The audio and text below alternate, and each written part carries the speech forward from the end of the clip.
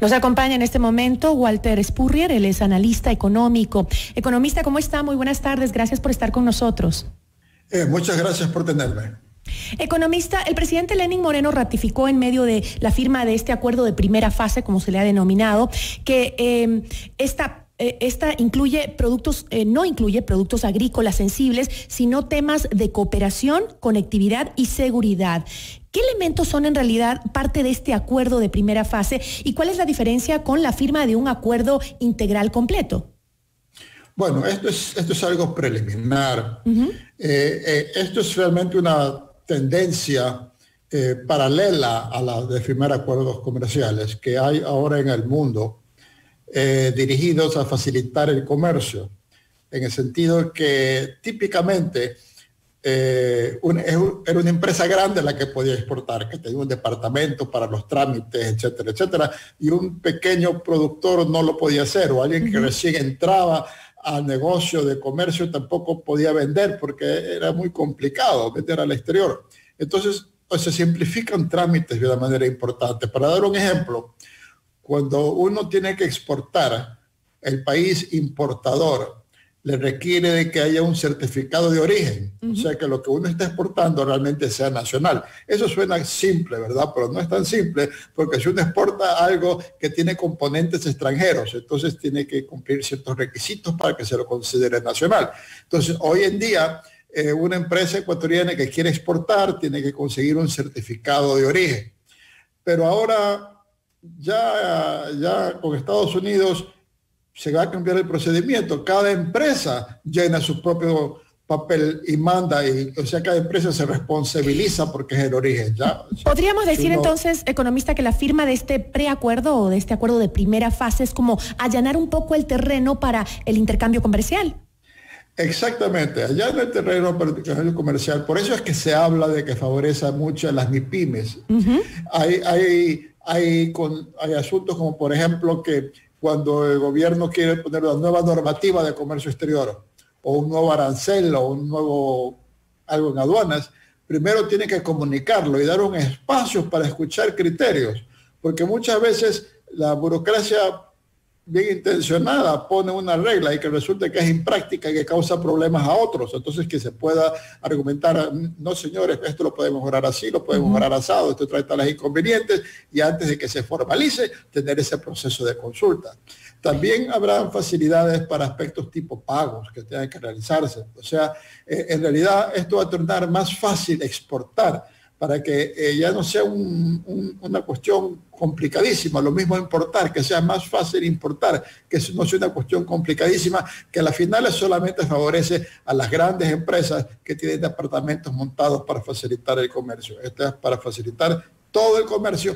Esto, por ejemplo, lo acaba de hacer Estados Unidos con México y Canadá, con que tiene un acuerdo comercial, pero también han tomado este tipo de medidas. Entonces, el hecho que tenga el Ecuador con Estados Unidos y que quien negocie todos los acuerdos comerciales de Estados Unidos ha venido a Quito a firmarlo, demuestra la buena voluntad de decir, bueno, hacemos esto ahora, ya podemos, cuando discutamos un acuerdo comercial, concentrarnos únicamente en las cosas conflictivas. Entonces, esto no quiere decir realmente que ya esté garantizado la firma de ese acuerdo comercial general.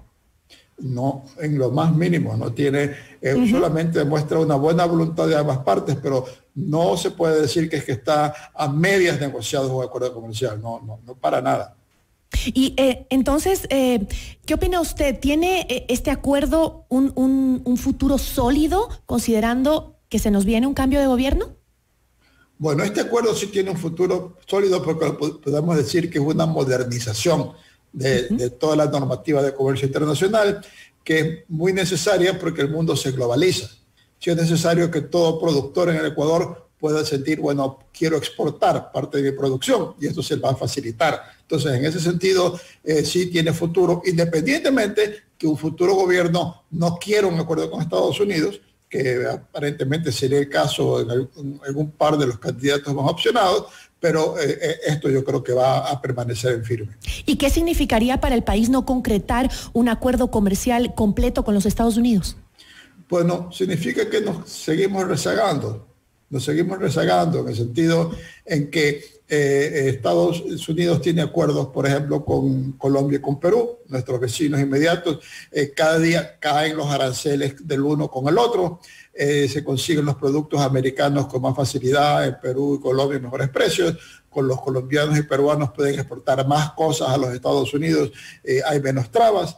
Significa que nos quedamos marginados en el comercio internacional.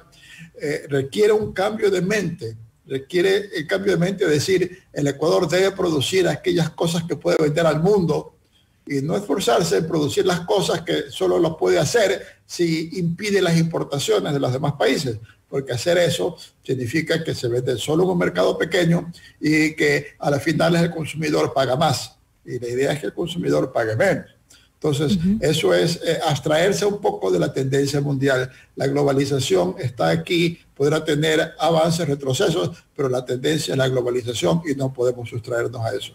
Esperemos que, como lo dice la gran mayoría de los economistas y expertos en comercio internacional, que esto se mantenga con el gobierno que venga, ¿no? Que vayan por la misma línea de negociación y podamos abrirnos a otros mercados que son importantes para nuestro desarrollo. Pero ya hablando en el caso de que pues sí pase esto y vamos por buen camino y se dé un acuerdo comercial con los Estados Unidos, ¿puede en algún caso este acuerdo perjudicar a la producción de ciertos artículos nacionales, como plantean también aquellos que se oponen? Bueno, en primer lugar, recordemos que tenemos un acuerdo con la Unión Europea. Y cuando negociamos con la Unión Europea, se puso plazos para que las cosas que consideramos muy sensibles se desgraven. Pero los plazos se van cumpliendo, se van reduciendo. Por ejemplo, los automóviles europeos todos los años se desgravan algo y así una serie de otros productos. Y los productos americanos y los europeos compiten. Entonces, hay producciones que pueden verse afectadas, cierto es, pero esas producciones que pueden verse afectadas son producciones en que no estamos produciendo de una manera competitiva, de una manera en que podemos competir en el mercado internacional. Y yo pienso que es hora que un gobierno diga a las empresas, tienen tal plazo para que ustedes dirijan su producción hacia aquellas cosas que puedan exportar o que puedan vender en el mercado interno a pesar de la competencia internacional. No procuren hacer las cosas que no tienen futuro. Dedíquense a hacer las cosas que tienen futuro. Y pienso que todas las empresas tienen esa posibilidad de reconvertirse a ser competitivas. No lo hacen ahora porque si tienen protección, pues serían insensatas en no aprovechar una ventaja, un subsidio que les están dando. Pero en el momento que se eliminen esas ventajas, las empresas podrán todas reorientar su producción a aquello que pueden vender en el exterior y dejar las cosas que requieran esta protección exagerada.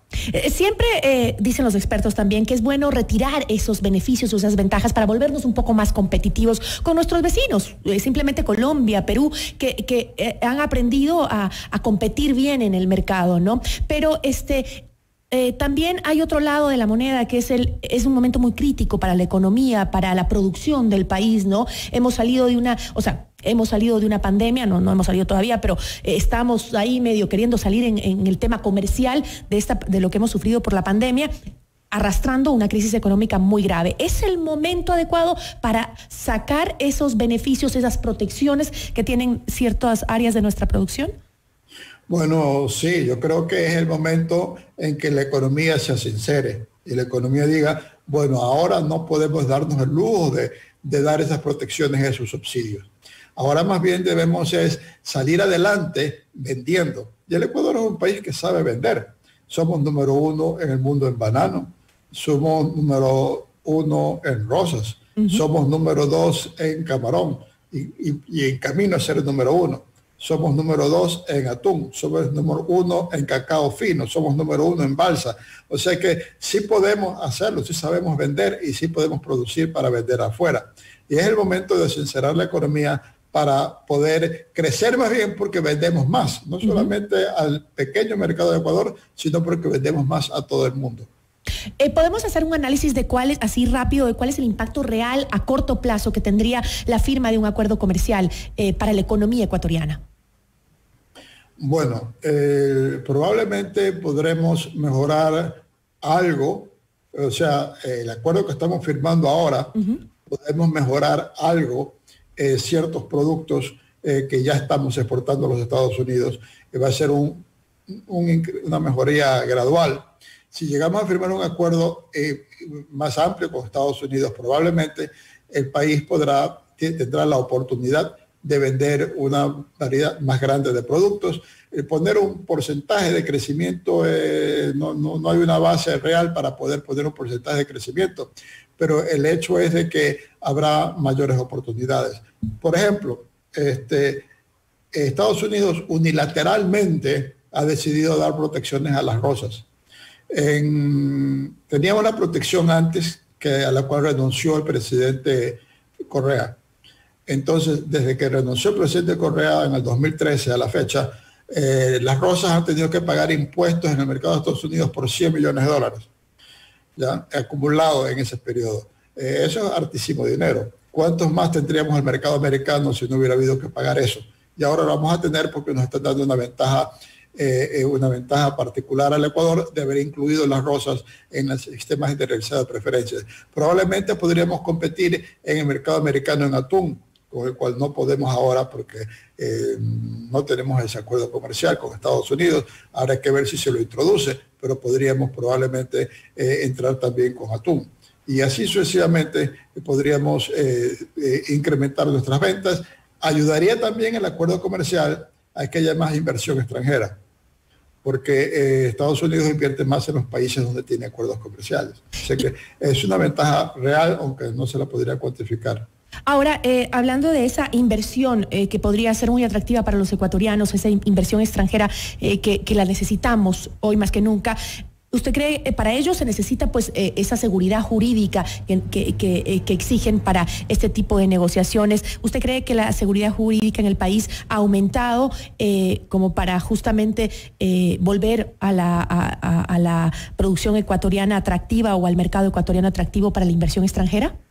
Bueno, hay un aspecto en que se deterioró enormemente, y es que al momento de dejar la presidencia, Rafael Correa denunció los acuerdos comerciales, puso en vigor la denuncia de los acuerdos comerciales, digamos, de los acuerdos de protección a las inversiones.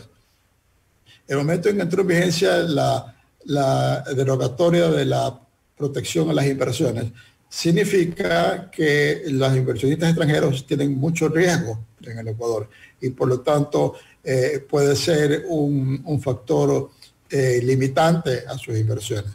Hay casos en que las Cortes ecuatorianas han decidido indemnizaciones totalmente descabelladas por supuestos infracciones a empresas americanas, y estas empresas americanas lo que han hecho es acudido al tratado de inversiones, de protección de inversiones, y han ido a arbitrajes y los han ganado porque no han sido como el caso Chevron.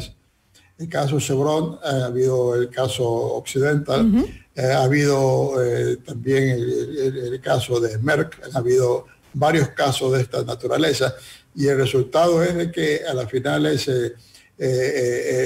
salen protegidas. Es una pelea larga, pero a la final el gobierno ecuatoriano tiene que terminar indemnizando a las empresas. Entonces, ante ese enorme peligro, muchos van a no querer invertir porque no confían en la legislación ecuatoriana, porque se han dado abusos muy grandes.